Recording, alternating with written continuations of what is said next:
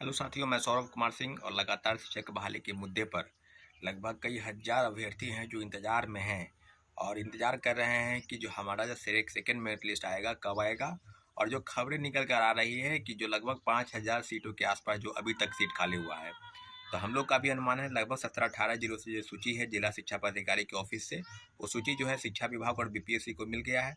परंतु अभी तक कई लगभग 10-12 जिला अभी बाकी है और भी जिलों की सूची है, लगभग 38 जिले हैं। तो आपको सबको पता है कि बिहार की जो स्थिति है उसको लेकर कि आप आधा आधी जिले की जो सूची है वो बाकी है। तो ओवरऑल कहा जाए तो सारे सीटों जब सीटों की सूची आ जाएगी तो निश्चित रूप से सेकेंड मेरिट लिस्ट की जो कवायद है रिजल्ट निकालने को लेकर उसकी पूरी तैयारी जो है समाप्त हो जाएगी। तो सेकेंड मेरिट लिस्ट पर सारे अभ्यर्थियों को हम सूचित कर दें कि सेकेंड मेरिट लिस्ट आएगा, परंतु थोड़ा इंतजार करना होगा। आप सबको पता है कि 10,000 से ज़्यादा लोग ज्वाइन नहीं किए। उसके बाद कई हज़ार लोगों की सूची इस बात को लेकर है कि उनके पास फर्जी प्रमाण पत्र है, उन पर भी कार्रवाई की जा रही है। तो सारी चीज़ों पर जो है आपको स्पष्ट हो गया है मामला कि रिज़ल्ट जो है वो पब्लिश होगा और रिज़ल्ट बहुत जल्द पब्लिश होने जा रहा है।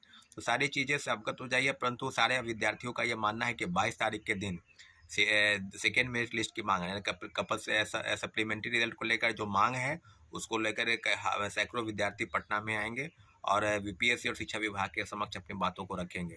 तो निश्चित रूप से 22 तारीख के दिन आप लोग आइए पटना और अपनी बातों को मजबूती के साथ रखिए। दूसरी महत्वपूर्ण बात है वो है सीटी टेपियरिंग को लेकर। जैसे कि साथियों सबको पता है कि सीटी टेपियरिंग को लेकर लगातार 10-12 दिनों से प्रदर्शन हो रहा था और सब मांगों को लेकर, चाहे वो सीटेट के प्रथम फेज में 1 to 5 में उनको मौका नहीं मिला, जो बीएड अभ्यर्थी थे उनको लेकर सुप्रीम कोर्ट के गाइडलाइन के अनुसार, फिर उसके बाद सीटी टेपियरिंग को मौका जो है सो अभी आप नहीं देना चाह रहे हैं। तो आखिर उनके पास समस्या क्या है? बीपीएससी अगर किसी बात का तर्क दे रही है कि दिसंबर में परीक्षाएं होंगी और सीटेट की परीक्षा जो है 21 जनवरी 2024 को आयोजित है, तो लगभग 1 माह का समय है। आपको हम बता दें कि 1 महीने के भीतर अगर बीपीएससी द्वारा आयोजित परीक्षा को अगर आगे जनवरी या फरवरी में ले जाएगा तो सारी चीज़ों की समस्या का समाधान हो जाएगा। परंतु लगातार प्रक्रिया शुरू है और सेकेंड फेज की बहाली को लेकर भी कई मामले हैं।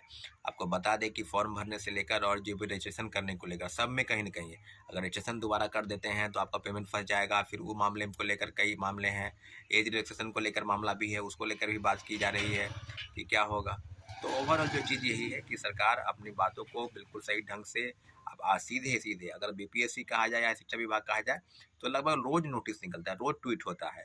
तो कई मामलों को लेकर उपाफों की स्थिति है, सब मामलों के लेकर हम लोग लगातार विरोध प्रदर्शन कर रहे हैं और सरकार के समक्ष अपनी बातों को आपके माध्यम से, प्रेस के माध्यम से पहुंचाने का प्रयास कर रहे हैं साथियों। अभी जो महत्वपूर्ण बात है वो है कि बिहार में बड़े पैमाने पर फर्जीवाड़ा हो रहा है। आपको कई लोगों की सूची मेरे पास आई है, आपको किशनगंज हो, कटिहार हो, अररिया हो, और अभी एक सूचना आई है कि आपको सुपौल जिले से आई है, किशनपुर ब्लॉक निशा कुमारी का अभ्यर्थी हैं जिन जो सीटेट फेल हैं और उनको पैसे लेकर ब्लॉक स्तर पर, बीईओ स्तर पर उनको पैसे लेकर उनकी नियुक्ति किया गया है। तो इस मामले को काफ़ी गंभीरता से हम विचार कर रहे हैं और निश्चित रूप से इस मामले को हम निश्चित रूप से चुनौती देंगे और आने वाले समय में जो चीज़ें होंगी या होने वाली है सब पर हम ब्रीफिंग करेंगे। आपको बताते चले कि आने वाले समय में क्या होगा और आने वाले चीज़ें जो है उसमें है कि बड़े पैमाने पर जो फर्जीवाड़ा हो रहा है या हो रहा है उस पर 1 to 1 सब लोगों की सूची जो है हम शिक्षा पदाधिकारी, जिला शिक्षा पदाधिकारी के स्तर से और दूसरे स्तर से बीपीएससी या शिक्षा विभाग सबको एक सूची सौंपी जाएगी, उसका भी ड्राफ्टिंग हो रहा है। तो आपको बताते चले कि पैसे लेकर और नियुक्ति प्रक्रिया अगर आप पूरी कर रहे हैं इस बात से आप सावधान हो जाइए कि हम लोग छोड़ने वाले नहीं हैं। कई मेरिटधारी जिनका रिजल्ट है, जिनकी जो प्रतीक्षा सूची में इंतजार कर रहे हैं कि मेरा रिजल्ट आएगा, और सीटेट और बीएड कई फर्जी प्रमाण पत्र के आधार पर आप नियुक्ति पा लिए हैं, तो इन सब मामलों को लेकर लगातार विरोध हो रहा है। कई जिलों से सूचनाएं आ रही है, परंतु अगर पैसे लेकर इस तरह की चीज़ें होंगी तो बिहार की शिक्षा व्यवस्था कैसे बदलेगी?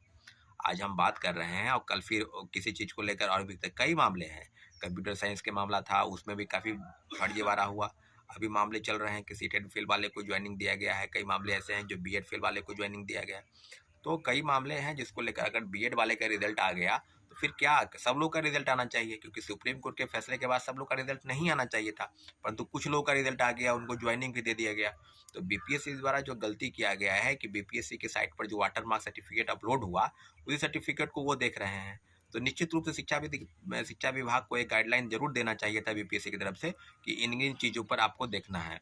तो कई मामले हैं और कई मामलों को लेकर शिक्षा विभाग और बीपीएससी की तरफ से बहुत ज़्यादा ठोस कार्रवाई की जरूरत है, जिसको ये लोग कर नहीं रहे हैं, बस उपापोह की स्थिति में है और लीपापोती का प्रयास चल रहा है।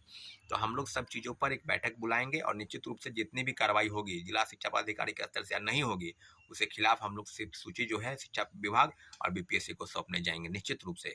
अभी जो बातें हैं उसको लेकर शिक्षा विभाग में बड़े पैमाने पर फर्जीवाड़ा हुआ है। अभी मेन फोकस है कि फर्जीवाड़ा कितना हुआ और कितने लोगों की सूची जो है हम लोग के पास आएगी और शिक्षा विभाग को सौंपी जाएगी। इसकी पूरी अपडेट आपको हम बता दें और निश्चित रूप से इन सारे मांगों को लेकर हम लोग जल्द ही एक नई बैठक शुरू करेंगे। ठीक है सब साथियों, धन्यवाद।